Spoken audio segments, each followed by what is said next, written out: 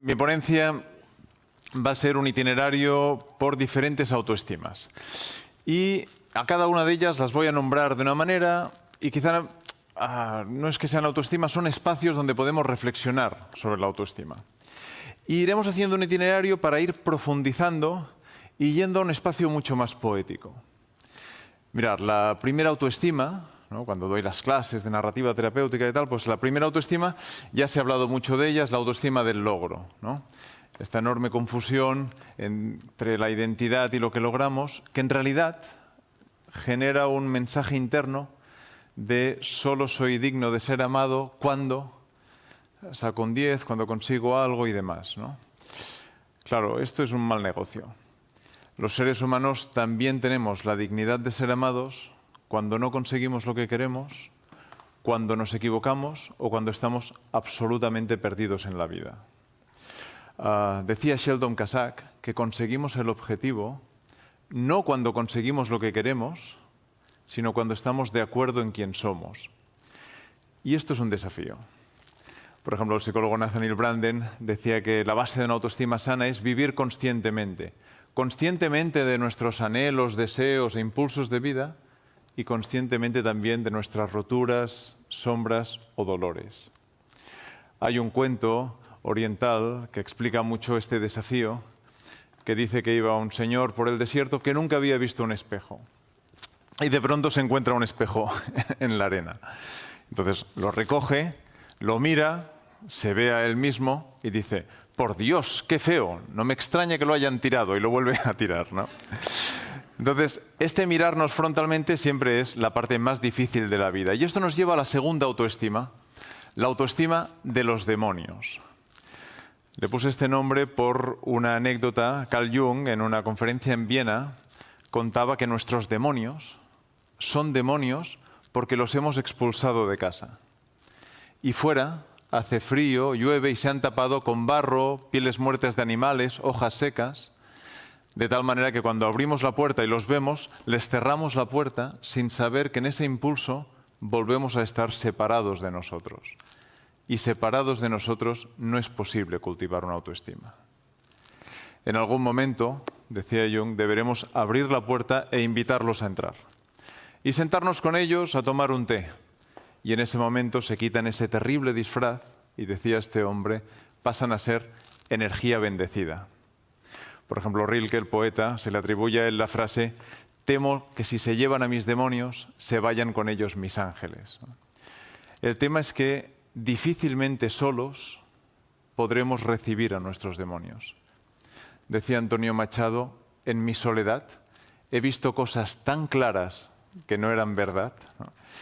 Y a veces necesitamos ayuda para recibir a los demonios. Por eso la importancia del vínculo, de que haya alguien que nos acompañe a recibir esas sombras nuestras para que no quedemos separados de nosotros.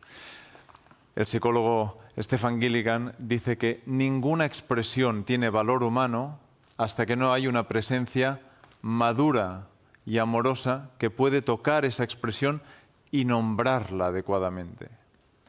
Y el mitólogo Joseph Campbell, hablando de los mitos, decía que en realidad, en las aventuras míticas, no se trata de matar al dragón, se trata de nombrar al dragón.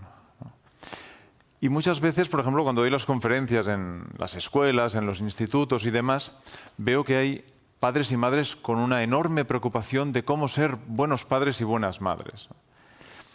Más allá de inspiraciones, intervenciones o ideas, siempre animo que en las familias y en las escuelas se cultive esta cultura de que podemos nombrar lo que nos pasa porque no está en juego nuestra validez o nuestra proyección, ¿no? Todo el mundo tiene derecho a estar perdido, todo el mundo tiene derecho a pedir ayuda, todo el mundo tiene derecho a que se le ayude a nombrar lo que pasa y encarar su proceso. Esto de los demonios, a veces ni tan solo con el vínculo es suficiente. A veces necesitamos algo más. Y aquí es donde juega un papel primordial el arte. Las historias, las narraciones, la poesía, el teatro, la danza, la música, la pintura, es el idioma con el que hace miles de años los seres humanos hemos podido nombrar nuestros demonios sin rompernos en ese proceso. Así que cultivar el arte y cultivar las humanidades a veces también es una muy buena base para que nos podamos reunir con nosotros y eso pueda llevar a una autoestima sana. La siguiente autoestima es la autoestima de la infancia, puesto que las fabulaciones pertenecen al reino de la infancia. Pero no hablo de la infancia real, hablo de la infancia que todos llevamos dentro, de ese niño o niña que fuimos. Y para explicarlo, voy a explicar una anécdota, una vivencia en uno de mis grupos. Estaba trabajando y uno de los participantes estaba en un proceso terapéutico superando una adicción. Una de las intervenciones que se le propuso es que llevara una foto de cuando era pequeño en la cartera. Fue trabajando con su terapeuta y en un momento de la vida, en un mal momento, en una tormenta que le cayó encima, tuvo el impulso de volver a consumir. Entonces se va una noche a buscar un camello, a comprar droga, le da la droga y cuando abre la cartera para pagarle se encuentra con la foto del niño que fue. Y este hombre literalmente me decía, no, si yo por mí me metería esa mierda, pero sabiendo que llevo a este dentro ni hablar. Y ese es el día que se produce el milagro. Ese es el día que de pronto el adulto empieza a rescatar y a salvar a esa infancia interna. Eric Berne, por ejemplo, decía, en algún momento de nuestra vida deberemos convertirnos en padres y madres de nosotros mismos, ¿no? Y acompañarnos sabiendo que siempre, eternamente, llevamos una criatura interna. Y también esa separación la podemos pagar muy cara en la vida, porque, poéticamente hablando, si no vamos nosotros al rescate de esa criatura interna, no va a ir nadie. Y va a quedar una criatura olvidada y perdida en algún lugar de nuestras sombras mientras la vida va pasando.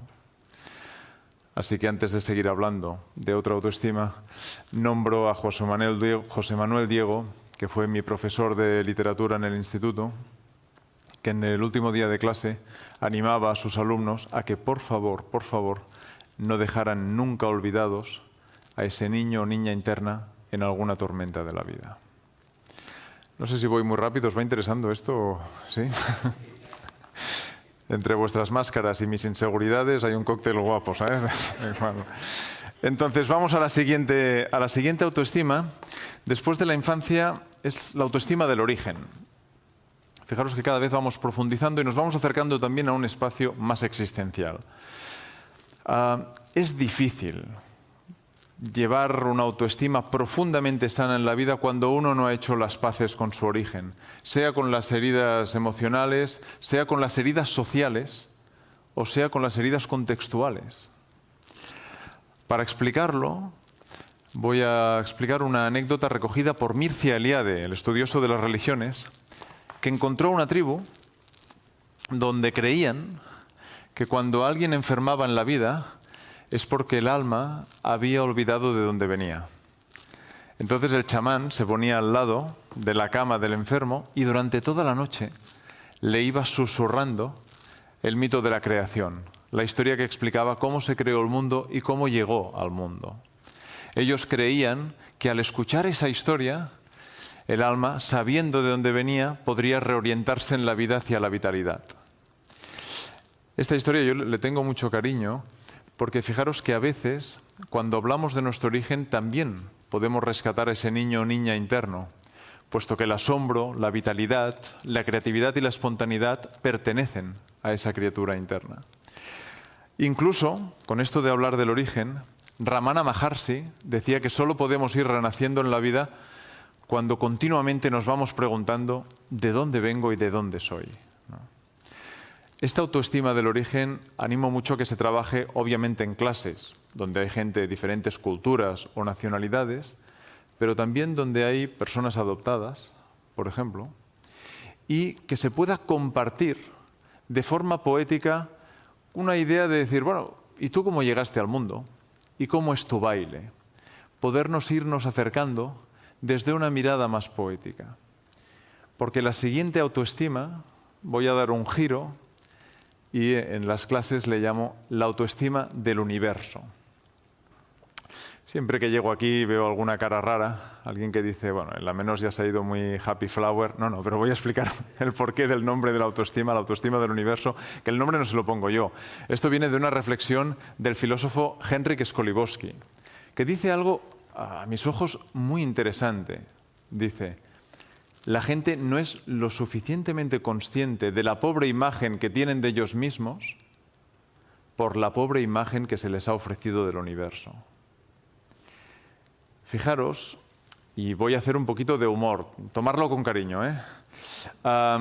Fijaros que si tu nacimiento es un hecho azaroso, en un planeta perdido dando vueltas, en un espacio caótico, rodeado de cenizas candentes, que son restos de una explosión que hubo hace miles de años, mira, francamente no sé si dan muchas ganas de vivir, ¿no?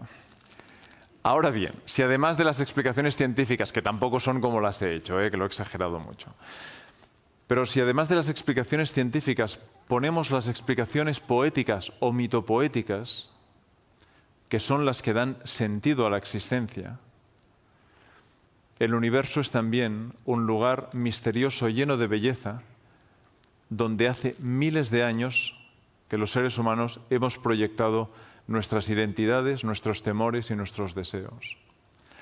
Los amantes miran a las estrellas para nombrar a su amor.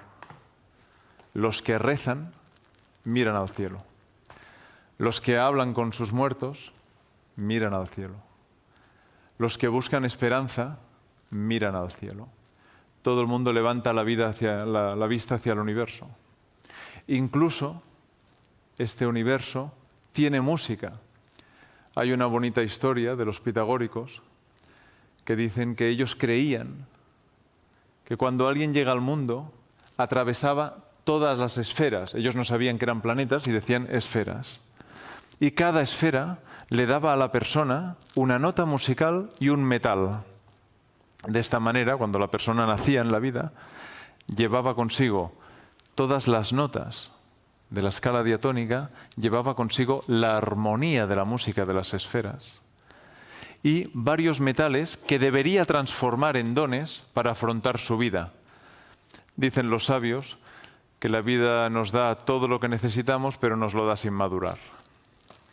De esta manera, cuando la persona en la vida se perdía, se desorientaba, no sabía quién era o le dolía mucho la existencia, se le invitaba a que fuera a algún lugar bonito y sagrado y quedara en silencio hasta que pudiera volver a escuchar la música de las esferas en su alma. Pudiera sentir que de nuevo entraba en armonía con el universo. Pero este canto, hablando poéticamente, este canto donde uno al final puede querer su vida y la vida de todos, no tiene ningún sentido si es individual. Por eso, en el final de mi charla, os voy a proponer que recortemos la palabra y que en vez de autoestima, hablemos de estima. Por ejemplo, José Agustín Goytisolo, en aquellos versos maravillosos para su hija, en Palabras para Julia, le decía, pero cuando te hablo a ti, cuando te escribo estos versos, pienso también en otra gente. Tu destino está en los demás.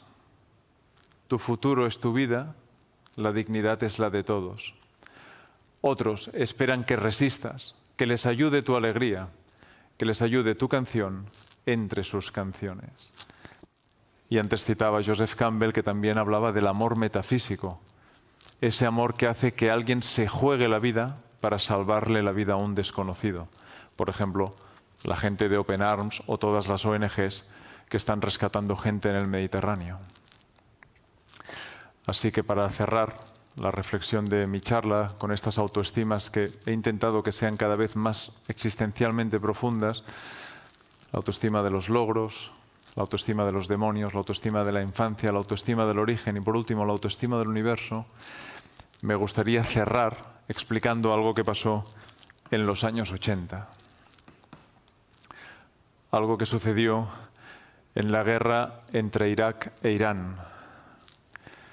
Después de un ataque del ejército iraní contra un búnker iraquí, se le pidió a Zahed, un niño soldado, que entrara en ese búnker y rematara, ejecutara a los que quedaran vivos. Zahed, que venía de una familia donde había sufrido el maltrato y el abuso de su padre, de pronto se le pide que entre en ese lugar y que ejecute a los que queden vivos. Pasea Zahed entre los cadáveres cuando de pronto encuentra un hombre malherido que todavía respira. Mientras duda de si seguir esa terrible orden o abrir una puerta a la esperanza, ve que el hombre malherido lleva un libro en su bolsillo. Zahed lo recoge, era un libro sagrado, el Corán, lo abre y entre las páginas encuentra una foto de la familia del soldado y decide que no va a matarlo. Lo tapa con los cadáveres de sus compañeros y lo deja allí escondido hasta que puede sacarlo del búnker y protegerlo, y le salva la vida. 25 años después, Zahed, en un barco llega a Vancouver para intentar empezar una nueva vida, pero las heridas de la infancia, las heridas de la guerra y su alma rota duelen tanto que empieza a tener pensamientos suicidas. Desorientado en un lugar que no es el suyo, desorientado internamente, llega a una ONG para refugiados y se sienta en la sala de espera y se pone a hablar con un hombre. Mientras avanza la charla, comentan en las batallas que estuvieron y empiezan a ver que quizá no es la primera vez que coinciden. El hombre que tiene delante es Nahat, aquel soldado iraquí que quedó malherido y al que le salvó la vida. Nahat ha construido una familia en Vancouver y tiene delante aquel niño soldado hecho adulto con el alma rota y decide acogerlo en su casa y acompañarle hasta que supere su depresión. Se salvaron la vida mutuamente. Dice Albert Camus que ningún ser humano se siente con derecho a vivir plenamente hasta que no ha sido mirado o bendecido por otro ser humano. Y esa es la invitación. Que en las clases, en los colegios, se cultive la idea de que nos tienes a nosotros, al resto, para ayudar a que te ames y te respetes cuando dentro de ti no sea posible hacerlo. Con una bonita inspiración de que el don que tengas lo llevas tú, pero nos pertenece a todos. Por eso es tan importante que a todos nos vaya bien sin excepción. Así que ojalá esta idea ayude a las alumnas y a los alumnos que en los tiempos extraños que vivimos sienten que su vida ha perdido sentido y que encuentren en los grupos y en la belleza de las historias un sostén cuando dentro de ellos la tormenta sea o demasiado fuerte o demasiado cruel. Y esto es lo que quería contaros hoy. Muchas gracias.